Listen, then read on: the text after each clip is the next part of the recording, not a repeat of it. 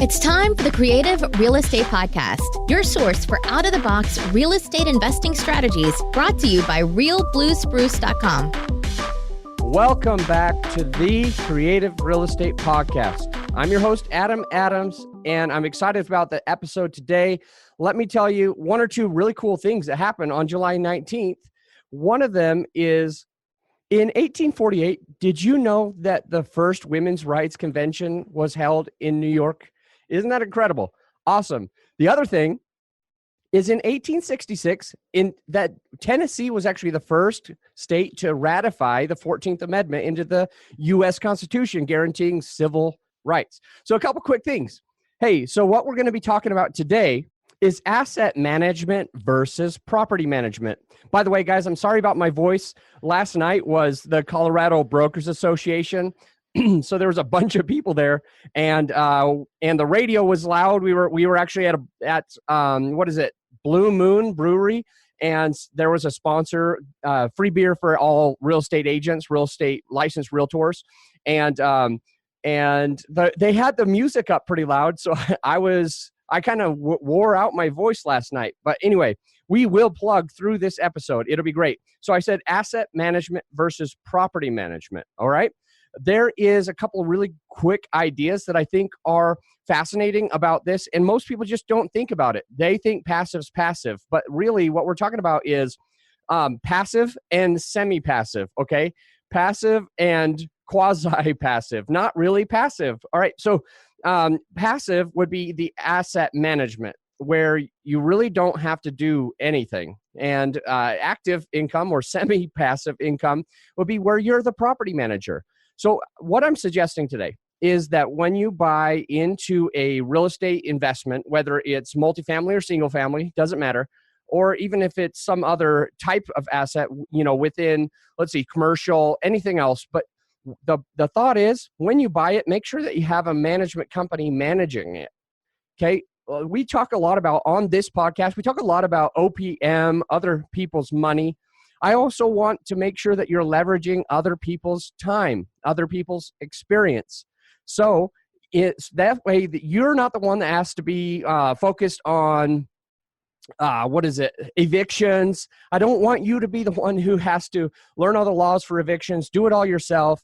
I don't want you to be bringing in people. I actually started, guys, it was back in 2000. Well, I was a property manager as a job for 18-plex, 4-plex, and a condo. So this was years and years ago. That was my first path toward getting into the real estate business. So I did do property management. I wanted to learn it. It was my choice. And honestly, it was the fact that I was not understanding that you could hire other people to. It sounds ridiculous because it's just not a congruent statement. I became a property manager because I didn't know you could have property managers. I know it sounds ridiculous, so forgive me, but that's kind of where my mindset was. I was like, I need to learn how to do this. I want to learn how to do this well. So I'm going to manage 23 doors, I think it was, if you do the math, whatever. It was an 18-plex, a 4-plex, and one condo. Yeah, so 23 doors back in 2006 and 2007. And this was so that I could learn property management. So I bought my first apartment building. It was my first multifamily property, and I was my own property manager. I was okay at it, but I was not great at it, even though I did it for somebody else. And it's easier when you're doing it for somebody else. But I have this heart that kind of can let people slide on things. And in 2008, the economy was kind of crashing. So I owned an apartment building in 2008, and the economy was kind of crashing. And actually, one of the tenants was an employee of mine, and I had at the time I was having 13 employees, and then as the economy kind of got worse and worse and worse, I had to lay off a bunch of my employees, a bunch of my contractors that were working for me. And I started only putting the guy to work that was in my apartment building paying me rent, because I wanted to make sure he had money to pay me rent. And and then there was actually a friend. So it was kind of like a house hack inside my 3-bedroom. I lived in one of the bedrooms, and then I had a friend of mine who he was a friend before this happened. And then another friend was in the other bedroom. And one of my friends, one of my ex-friends, I guess I should say, currently owes me thousands of dollars, multi-thousands of dollars, because he kind of skipped town, and I ended up having to hold on to his stuff for months and months and months. And finally, I just kind of got rid of it. So I guess what I'm saying is 2 things. Number one, if you're having your own property, don't be your own property manager. And I'm saying that even if you're good at it, just let somebody else do it. Let somebody else manage that property for you so that you can actually be passive and focus on the other things in life that are important to you, like sipping cocktails on a beach, or like going on a mission trip in Africa, or like donating to a cause, or playing with your kids more. Spend more time on the things that you like and love and want to do and you're passionate about, instead of having to be involved in your own multifamily or single family rental. Okay. So that's really the idea that we're talking about today.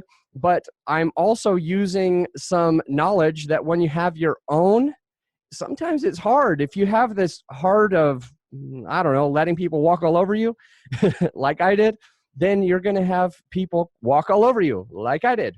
And that sucks. And now I've lost friendships and lost a lot of money through doing that. Still, with that asset, I ended up making some money, but I would have made thousands more if I would have not managed it myself.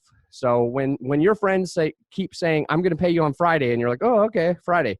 Or if they say, hey, I'll have it next on the 1st, or I'll have it on the 5th, or whatever, and you just keep believing them and not putting the eviction notice.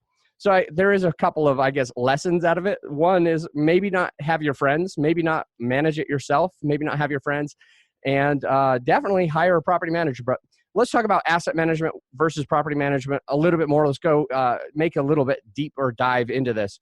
So if you're an apartment investor like I am, or an apartment syndicator like I am, you want to make sure that you're hiring somebody else to do all of that work, somebody who's qualified, somebody who's knowledgeable about evictions, about bringing in really good tenants with decent credit scores that are going to pay.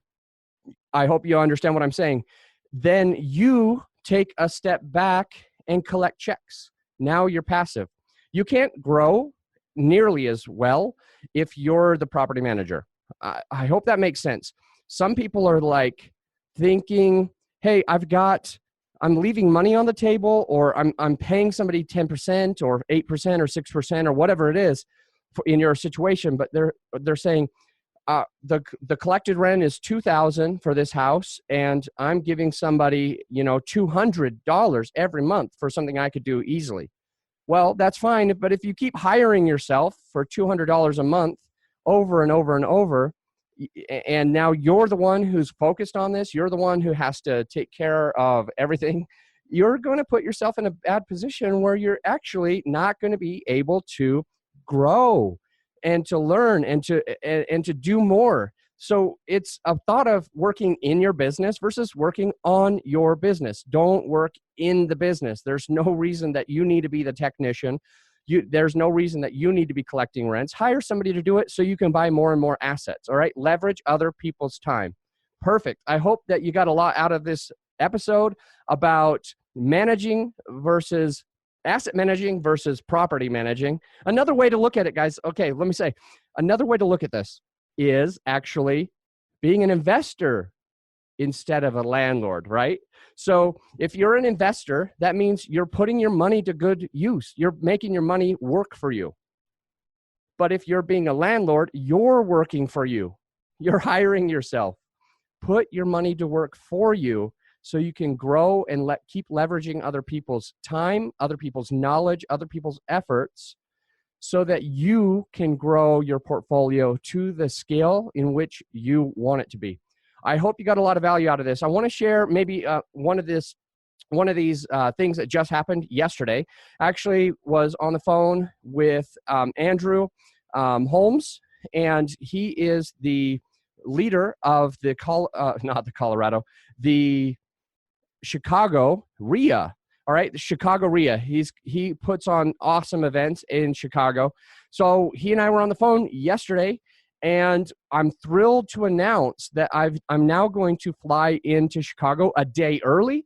So if you're in that area, if you're in Chicago, or if you were already planning on going to Rod Khleif's event that I'll be speaking at in Chicago, if you have an opportunity to book your ticket a day early, Andrew is actually going to put me in front of a couple hundred people for the Chicago RIA to actually help open their minds to multifamily investing.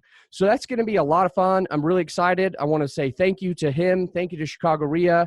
His assistant is phenomenal. And they put this together like in a minute. In 1 minute, they already had the venue paid for. They already had the venue picked out, paid for, and everything. And I was just so grateful that he was so warm to the idea of growing the multifamily thoughts and investing ideas in Chicago.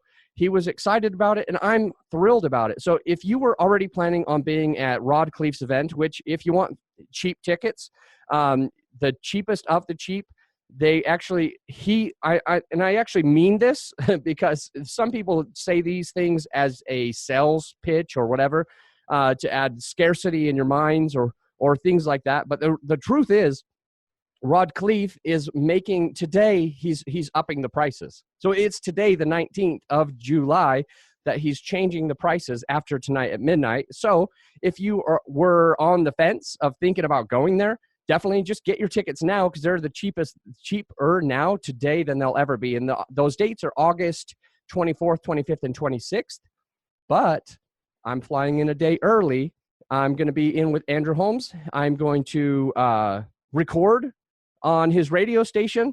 This would be my first time ever being on the radio. Yes, this is a podcast. It kind of feels like radio, but I'm going to get in there, going to be there by 11.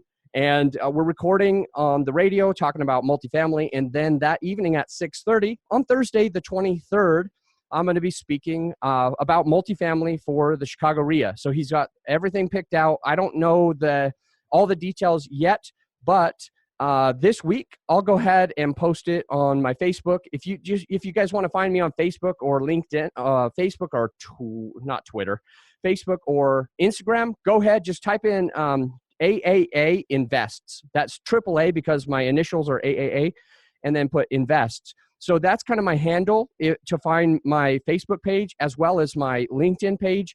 And if you do that, you can reach out to me, and I'll get you that info for Chicago, both for Rod Khleif's event and for the Chicago RIA event. So if you're interested, if you'd like to go, I would love your support. I'd be thrilled about it. And until next time, my friends, think outside the box. Thanks for listening. I hope you got value from this episode. Remember to stop by iTunes and share your feedback. Also, for accredited investors who are looking into multifamily, Blue Spruce has opportunities to work together where you can get cash flow, appreciation, and depreciation in year one. Assuming you're interested, you will find a link in the show notes.